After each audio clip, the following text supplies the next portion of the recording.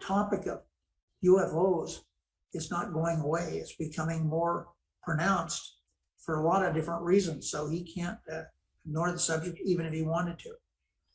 You know, this wave of media coverage, we've been part of it, but there's stories everywhere on the subject matter, on major news organizations who would never give it the time of day for a long time. Do you have pride in how it's developed because of the key role that you played in this happening?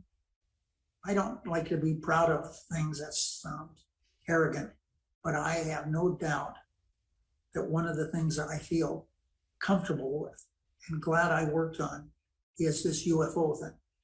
It was something that had been ignored, and my staff told me to stay the hell away from this. It's not going to do you any good. But it was something that, to me, that stirred my curiosity, and I have so much enjoyed learning more about something that people really care about.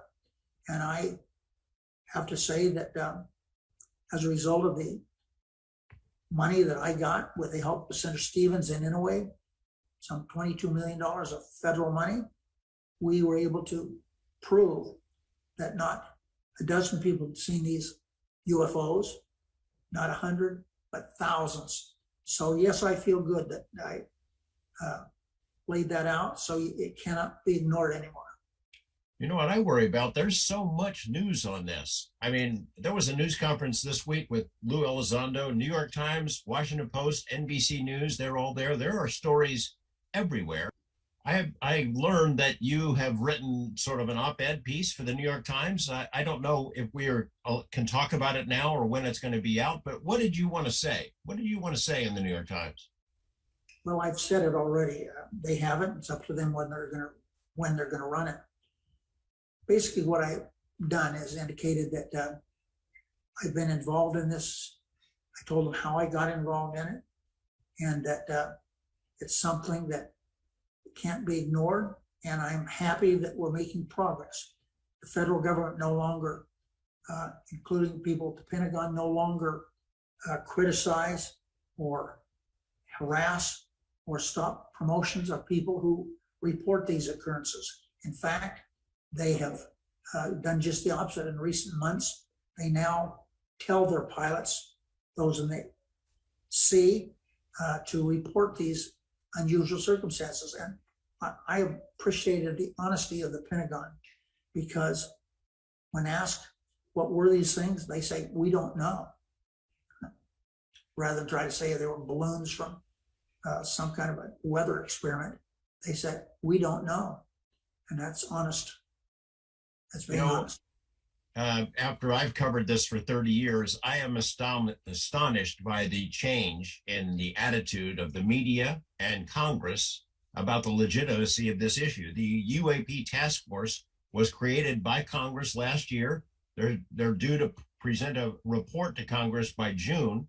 Give me your take on that, because it seems to me that that is your baby. Whether you want to take credit for it or not, it's a direct outgrowth of your programs.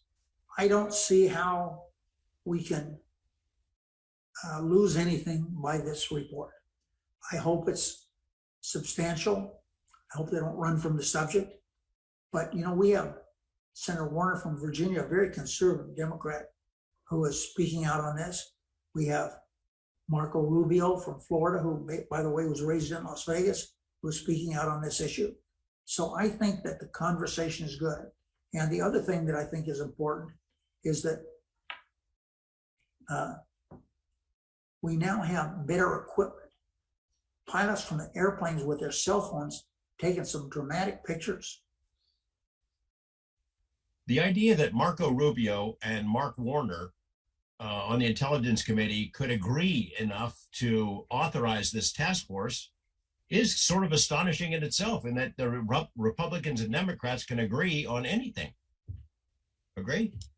Yeah, Washington is not, many times we look at Washington and think it's a tribal society. And so to have Rubio and Warner working together on this is really remarkable. I'm proud of both of them. You know Warner well. I mean, you worked with him for a long time. I don't know if this is a private matter, but are you able to call him and talk to him about the issue? Yes, I have the opportunity to do that, and I'm going to talk to him not until next week, though.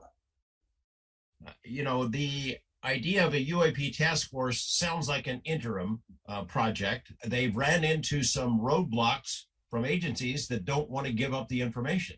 You ran into that yourself when you tried to turn ATIP into a special access program. You would have to be a contortionist to be able to withstand all of the different obstacles they place in your path. It's remarkable that they are preventing the American public from knowing more. What do you suppose the reason is? Is it a multitude of reasons why they would still resist coughing up the keepers of the secrets, why they'd still want to keep them secret? I think it's, you have to understand in government, if it hasn't been done before, we're not going to do it.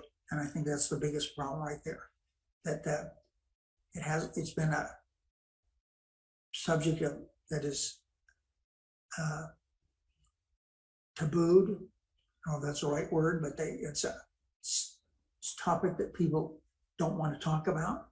And government does their best to keep the public from being advised as to what's going on. And I think that's improper. Area that is of interest to the American public. And, it's you can be someone who is kind of a person who thinks some kind of interworld conspiracies taking place, or you can listen to the people who are trying to do everything they can about science. Whichever field you're in, more power to you. I think it's good. I'm glad to read both and listen to both views. Of course, we've been able to do some stories and share with the public some really interesting images. It seems like the visitors, the people who fly in this technology, have picked up the pace. They've made very dramatic demonstrations that says, "Hey, look at us, we're here."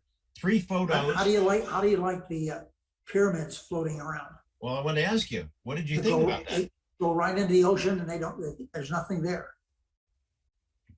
Let's say the science comes up with pieces of material that's not from here, or a craft, or a being, or something irrefutable that demonstrates that this is somebody else. It's from somewhere else.